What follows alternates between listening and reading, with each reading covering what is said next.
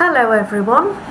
So as promised in my previous video, this will be the first video on ancient Greek history on this channel in English. So today we're going to look at Plutarch's Life of Alexander. I'll translate some parts of it straight from the ancient Greek text for you, and I will be commenting on it as well. So Plutarch is a Greek writer, ancient Greek writer. He was born around 45 AD and died around 120 AD, so centuries after Alexander. Completely different world. Greece is under Roman rule, so Alexander the Great is a legendary figure of the past. Now, Plutarch greatly admired Alexander, obviously, as most Greeks did at the time especially. And so he did write a life of Alexander, but also he mentions him in many of his other works. Now, going back to, let's start with this. Of the life of Alexander the king and of Caesar, and I will interrupt here Plutarch and say that the lives that Plutarch wrote, they're parallel lives. They're called parallel lives because he has an ancient Greek, a famous ancient Greek, and he compares him to a famous ancient Roman statesman or general. And in this case, he's put. He's not actually comparing them as such, but he's put Julius Caesar on the other hand, sort of. So Alexander is the Greek, and the Roman he compares with is Julius Caesar. So he does this in all the parallel lives. There's one Greek and one Roman. Okay, so we've cleared that up. So for the life of Alexander the king and of Caesar, from whom Pompey overthrew, writing in this book, because of the many deeds that we are dealing with, we're not going to say anything more in advance, but we are going to beg our readers not to blame us if we don't speak of everything, or if we don't speak of everything one by one independently from the important things with details. But putting it all together, most of it, because we're not writing history, but we're writing about lives. And in the most famous deeds, you don't always get to mention virtue or malice, but many times something insignificant, like a phrase or a joke, can reveal more about the character than battles in which many died, and grand military planning and sieges of towns, of cities. Just as painters take the characteristics of the face and the expression of the eyes, in which you see character, personality, giving little notice to the rest of the parts of the body, this is how it should be allowed to us to reach into the signs of the soul, and through those to reenact the life of each person, leaving to others the great deeds. Now, I must say that this is the introduction that Plutarch here is explaining, that he's not writing history, so don't expect me to list everything, you know, in order and the details of every battle and that sort of thing. Sorry, just put the aircon off, it's a bit too warm. Now, he's actually saying this isn't history, he's basically saying I'm writing a biography.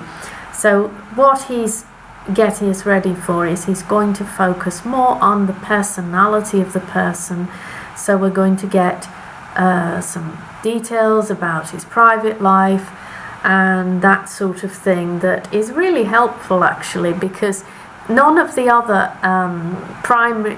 other sources, we've actually got no primary sources, these are secondary sources. The primary sources were the ancient writers who wrote about Alexander at the time when Alexander was alive or just after he died, and these were people that either knew him in person, were on the campaign with him, or knew people who were on the campaign with him. So all of those sources, including Ptolemy's, his general who later became the Pharaoh of Egypt, all of their memoirs, Ptolemy's memoirs and everybody else's history about Alexander has been lost to us. But the good thing is that Plutarch, Diodorus and Arrian, the three main historians from which we get all our information about Alexander the Great, they've survived. Okay, so they've survived, and Plutarch, of those three I just mentioned, Plutarch is the writer that gives us the most intimate portrait of Alexander. So we get to see him as a person, we get to see Alexander the man, Alexander when he was a young boy. We get information about his parents. So it's a bit, we might say it's a bit gossipy in comparison to the others, which focus mainly, or primarily, they focus on Alexander as a ruler and as a great general and conqueror. So, going back to Plutarch, a second chapter of his life of Alexander, and as I said earlier, I'm translating directly from the ancient Greek text, so that's why I'm not going to be reading too fast. The fact, he says, that Alexander was descended from the side of his father, from Heracles or Hercules, as you know him. Yes, the mythological figure, yes. So this was, I must comment here, this was a common feature in ancient Greece at the time, in the classical period, at the time of Alexander the Great, and before. Kings and people of importance always like to connect their lineage to way back to some mythical or legendary figure. In this case, from his father's side, he was a descendant of Hercules, through Caranus, and from his mother's side, he was a descendant of Aeacus, and that was via Neoptolemus. And this is reliable, Plutarch says. It is said that Philip, now that's Alexander's father, King Philip II, Philip, when he was initiated in the mysteries in Samothraki, These are mysteries, these are special rituals that are connected with Dionysus mainly, and they are mysteries that rituals nobody could talk about, so you had to be initiated, and then you would not be able to reveal to the uninitiated what happened and what you saw. So we don't actually know what went on in these mysteries. We can assume various things, but we do have some clues. But nothing really wild that would be very shocking happened. We can guess that much from the evidence we have, but there you go. So Philip was initiated in the Samothraki mysteries together with Olympias. Olympias was Alexander's mother. Now he was still young and she was an orphan, and he fell in love with her, and because of this he prepared the wedding by convincing her brother Arivas. The bride, before the night they slept together in the wedding bed, dreamt that she could hear thunder, and on her belly lightning bolt struck, a lightning struck, and that from the wound there was a great fire, and afterwards, once the flames had died down to all directions, the fire was extinguished. And Philip later, after the marriage, dreamt that he himself sealed the belly of his wife, of Olympias. And this, seeing this in his dream, that he sealed her belly, he thought that the seal had it had a lion on it. Now, from all the seers, he asked, this was something that Macedonian kings did, all right? They had a team of seers, people who would foresee the future, people who would, after sacrifice, they were like sort of priests and high priests that could sort of do, divination, and through seeing what was going on in the sacrificed animals' entrails, they would study the entrails and make various observations based on what they saw, and they would say, that this is going to happen, or that's going to happen, or they've seen something that one should worry about. And of course, this was not just the only way of divination. You could ask the seers, anything could be a sign from the gods. So you could say, I opened the door this morning and there was a black bird sitting outside. I wonder what that meant. So I'm just giving you an example. So you'd go and tell this special priest, and he would tell you, he would interpret this sign that you saw, or a dream. In the case of Philip, in this case, he went with his dream to his team of seers, and these guys, they suspected that Philip had to be careful about his marriage. In other words, maybe he had to watch out that Olympias might be unfaithful. He's implying this, that these guys, these seers, said that.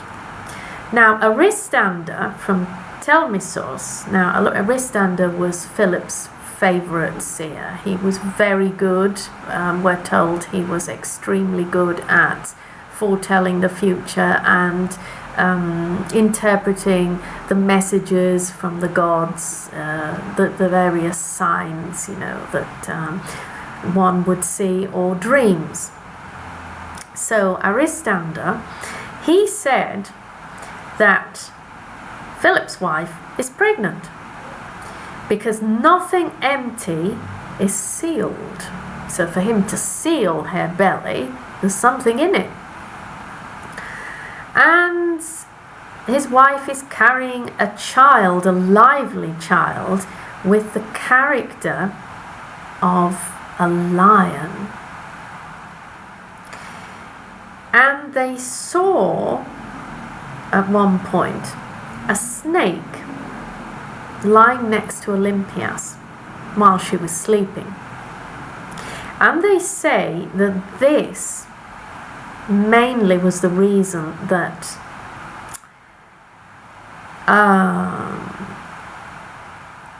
diminished the love and the amorous feelings that Philip had towards her. So basically, he saw her lying next to a snake and it put him off. He didn't want to go to bed with her after that. So Plutarch says, as a result, he didn't go to see her and sleep with her very often after that, either because he was afraid of some kind of witchcraft, some kind of spell or poison from the woman, or because he was avoiding having intercourse with her, with the idea that she was the partner of some superior being. In other words, that maybe she was having some god as a partner.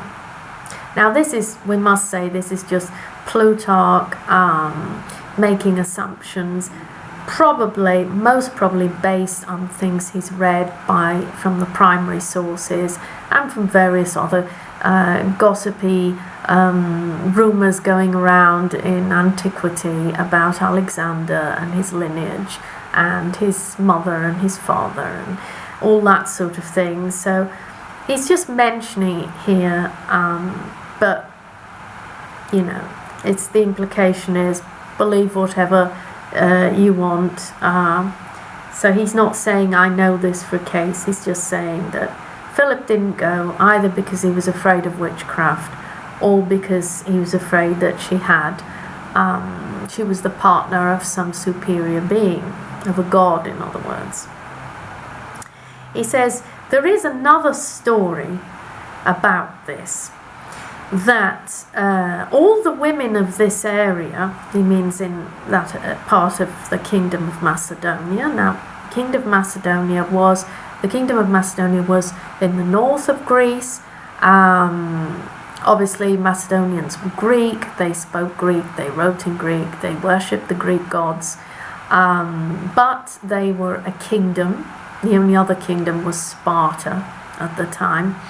And Sparta had a different kind of system. They had two kings. We'll talk about that in at another time, not today.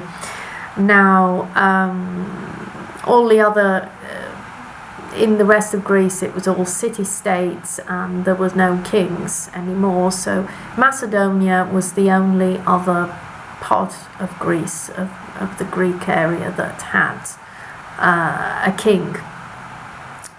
So Plutarch says that there's another story about this, in other words, related to the fact of that Olympias was sleeping with a snake and all that sort of thing. He says that the women of the area in Macedonia that took part in the Orphic and orgiastic rituals of Dionysus.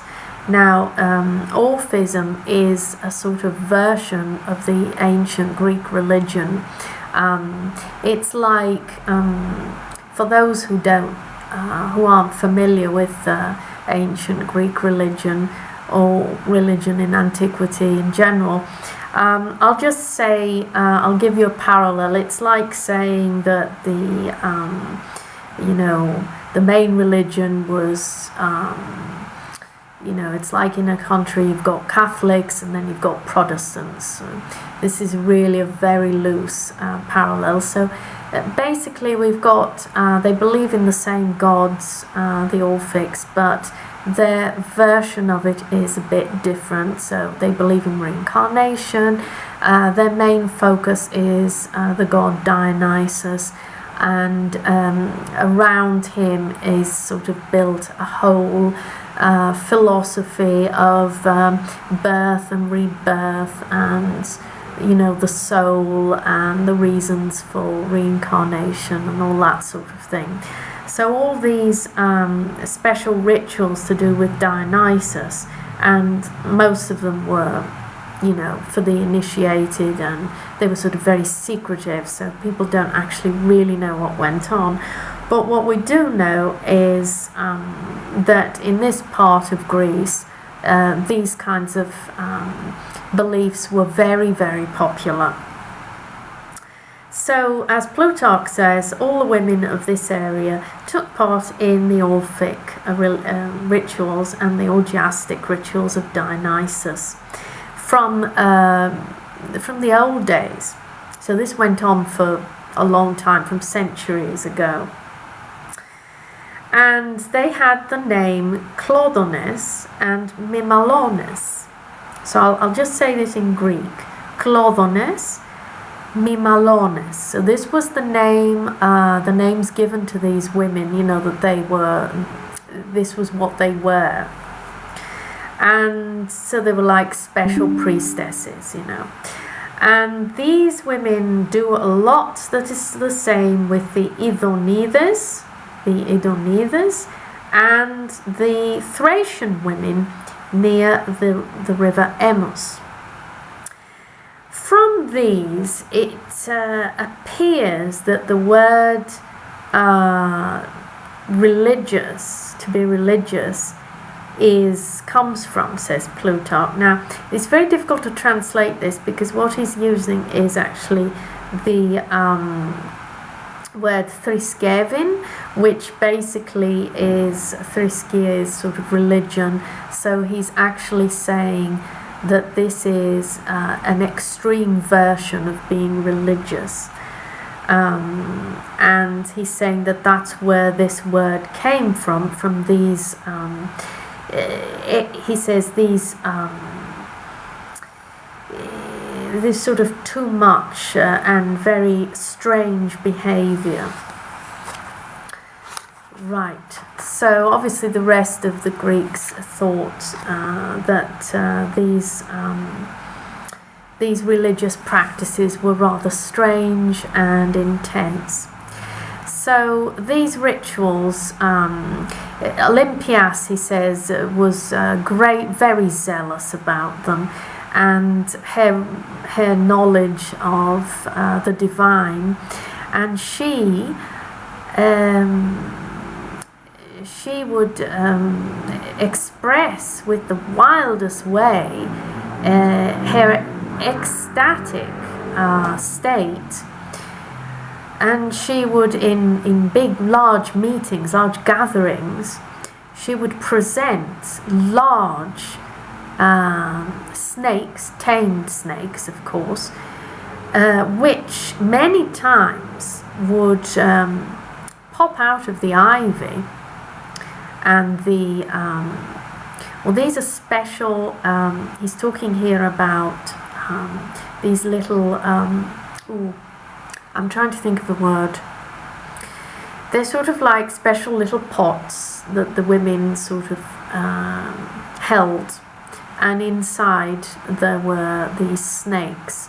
So I imagine they were made from, I think we know they were made from some kind of fibers, they were like baskets.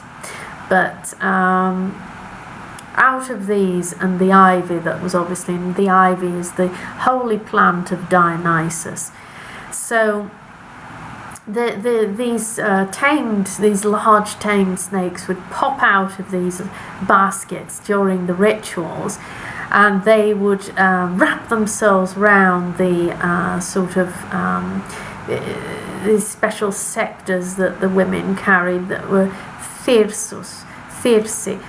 These are sort of special to Dionysus. They have a pine cone on top, and they have ivy wrapped around.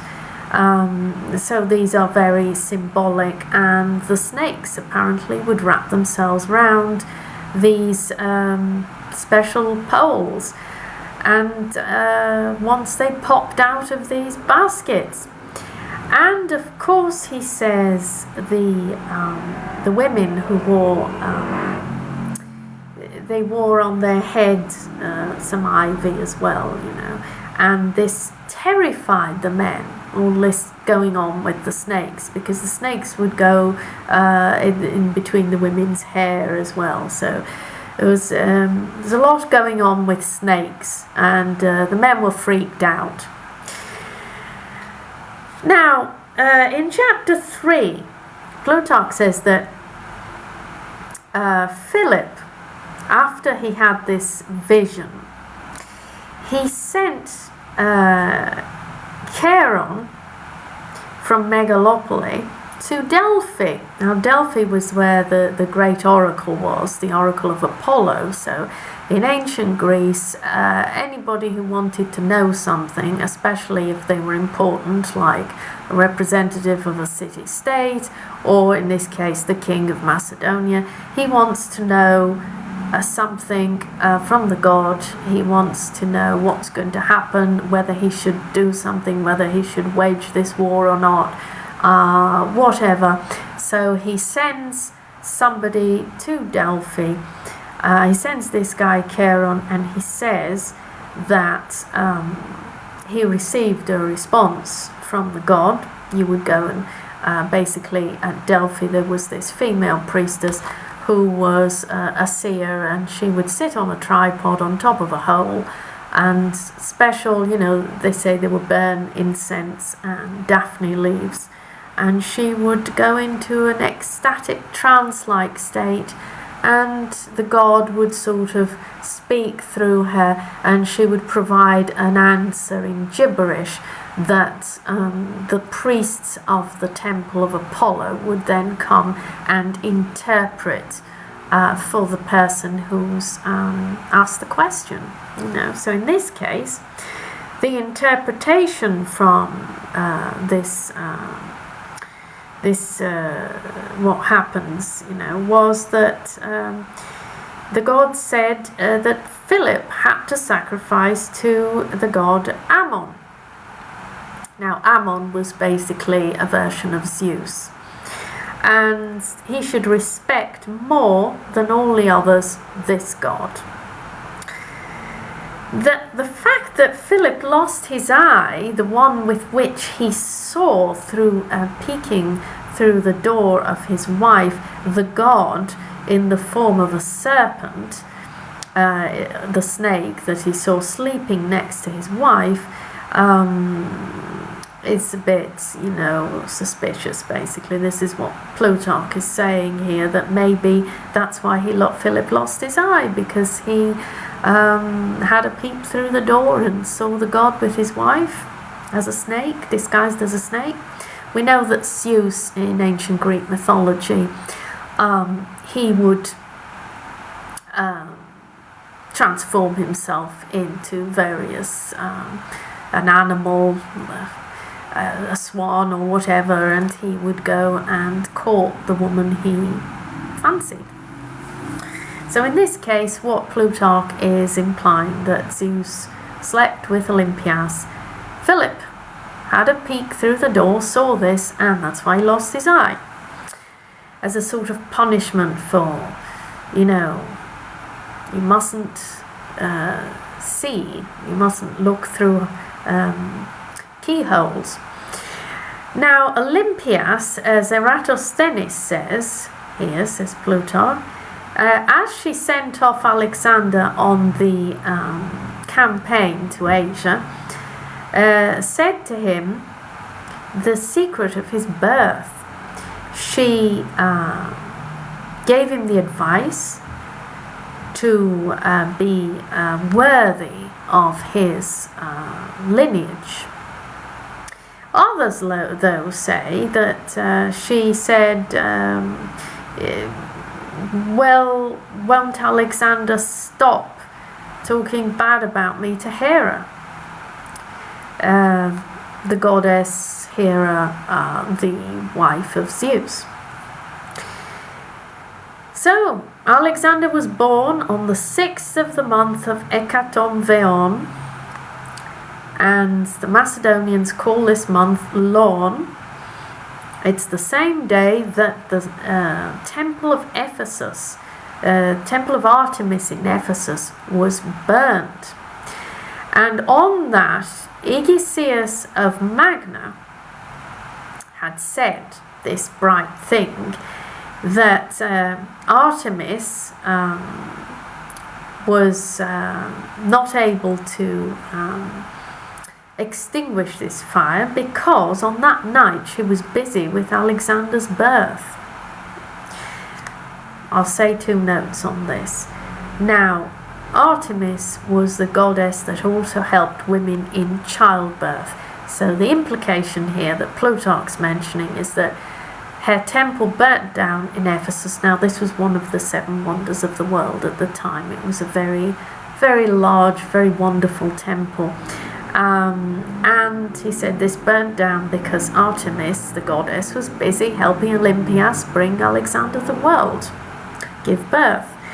Now, obviously Plutarch's not saying this, he's quoting this guy Aegisius who wrote this.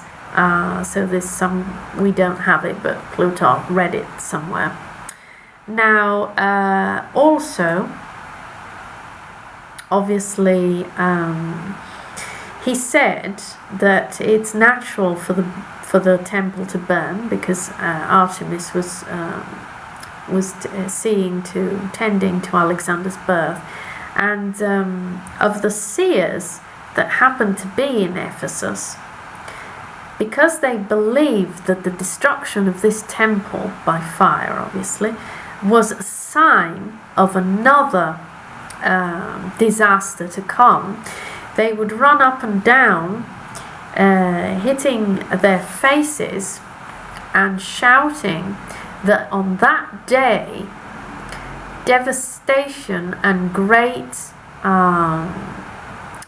horror was born for Asia. Now, these guys, these priests that ran around doing this, they were not actually Greek priests. He's saying they were magi. Now, these are the Persian sort of high priests.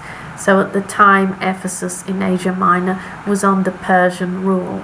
So basically he's saying that the Persian priests foresaw that the person, that on that day someone was born who would devastate them in the future, Alexander.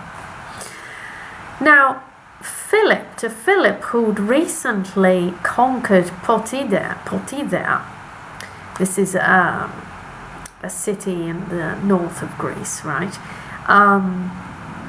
He at the same time had three things he'd heard about. The first was that the Illyrians were beaten in battle by Parmenion. Parmenion was his trusted general, one of his best generals, and afterwards he was Alexander's general as well. The second news that he got was that his horse won in the Olympic Games. And the third was the birth of his son Alexander. Happy as natural as it would be natural that these things made him, the seers these priests who tell the future, they made him even more excited by foreseeing that this child will be unbeatable because he was born at the same time as Three Victories. So I think that's enough for today. So we'll go on, have a look on chapter 4 next time. And thank you for watching. I hope you enjoyed this. Do leave comments in the comment section, and if you did enjoy it, subscribe to my channel, and you'll be notified when there's a new video up and the next installment. And do let me know in the comments section what you'd like to hear, and I'll take it on board. Take care.